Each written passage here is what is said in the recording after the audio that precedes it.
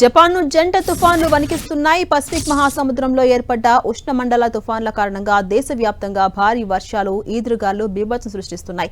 ఈ వాతావరణ పరిస్థితుల కారణంగా 120 దేశీయ విమాన సర్వీసులు రద్దయ్యాయి. వేలాది మంది ప్రయాణికులు విమానాశ్రయాల్లోనే చిక్కుకుపోయారు. వాతావరణం మరింత క్షీణించే అవకాశం ఉందన్న హెచ్చరికలతో విమానయాన సంస్థలు కూడా అలర్ట్ అయ్యాయి. ఇక తుఫాను వల్ల జపాన్లోని ఒసాకా, నాగోయా, టోక్యో వంటి ప్రధాన నగరాలకు భారీ ముప్పు పొంచి ఉందని వాతావరణ శాఖ అధికారులు హెచ్చరిస్తున్నారు. తుఫాన్ల ధాటికి నదులు ఉప్పొంగి ప్రవహిస్తున్నాయి. దాదాపు 10 లక్షల మందికి పైగా ప్రజలను ఇప్పటికే సురక్షిత ప్రాంతాలకు తరలిపోవాలని అధికారులు ఆదేశించారు. కాగోషిమా ప్రాంతంలో ఇప్పటికే 10ల సంఖ్యలో భవనాలు నీట మునిగాయి. ఈ ప్రకృతి విపత్తు కారణంగా 4 వ్యక్తులు గాయపడగా వారిలో ఒకరి పరిస్థితి విషమంగా ఉంది.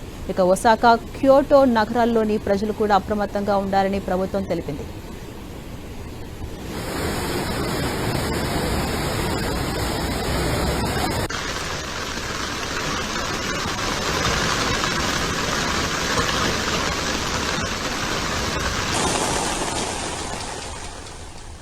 మనం 10 స్క్రీన్ పై విజువల్స్ కూడా చూడొచ్చు. ఏ విధంగా జపాన్ లో పరిస్థితి ఉందో, తుఫాన్ ధాటికి ఏ విధంగా జపాన్ అతలాకుతలమవుతుందో, రోడ్లన్నీ కూడా నదులను తలపిస్తున్నాయి. ఎక్కడికక్కడ భవనాలన్నీ కూడా నీట మునిగాయి. ఆ విజువల్స్ మనం చూడొచ్చు.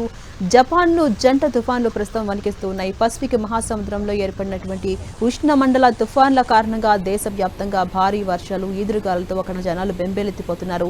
అయితే ఈ వాతావరణ పరిస్థితుల కారణంగా మొత్తం ఇప్పటికే 120 దేశీయ విమాన సర్వీసులు రద్దయిపోయాయి. వేలాది మంది ప్రయాణికులు అటు విమానాశ్రయాలను చిక్కుకుపోయిన పరిస్థితి అక్కడ ఉంది. వాతావరణం మరింత క్షీణించే అవకాశం ఉందని అటు హెచ్చరికల నేపథ్యంలో విమానయాన సంస్థలు కూడా అప్రమత్తమయ్యాయి. తుఫాను వల్ల జపాన్లోని ముఖ్యంగా ఒసాకా, నాగోయా, టోక్యో వంటి ప్రధాన నగరాలకు భారీ ముప్పు పొంచి ఉందని వాతావరణ శాఖ అధికారులు హెచ్చరిస్తున్నారు. అటు తుఫాన్ల ధాటికి నదులు ఉప్పొంగి ప్రవహిస్తున్నాయి. ఆ విజువల్స్ మనం చూస్తున్నాం. ఎక్కడికక్కడ ఏ విధంగా అక్కడ పరిస్థితి ఉందో చూస్తూ ఉన్నాం. దాదాపు 10 లక్షల మందికి పైగా ప్రజలు ఇప్పటికే సురక్షితమైన ప్రాంతాలకు వెళ్లిపోవాలంటూ అక్కడ అధికారులు వాళ్ళని అలర్ట్ చేశారు. కాగోషిమా ప్రాంతంలో ఇప్పటికే 10ల సంఖ్యలో భవనాలన్నీ నీట మునిగాయి. ఈ ప్రకృతి విపత్తు కారణంగా మొత్తం 4 వ్యక్తులు గాయపడ్డారు. అయితే అందులో ఒకరి పరిస్థితి మాత్రం ప్రస్తుతం విషమంగా ఉంది. ఒసాకా, టోక్యో నగరాల్లోని ప్రజలంతా కూడా అప్రమత్తంగా ఉండాలని ప్రభుత్వం వారిని అలర్ట్ చేసింది.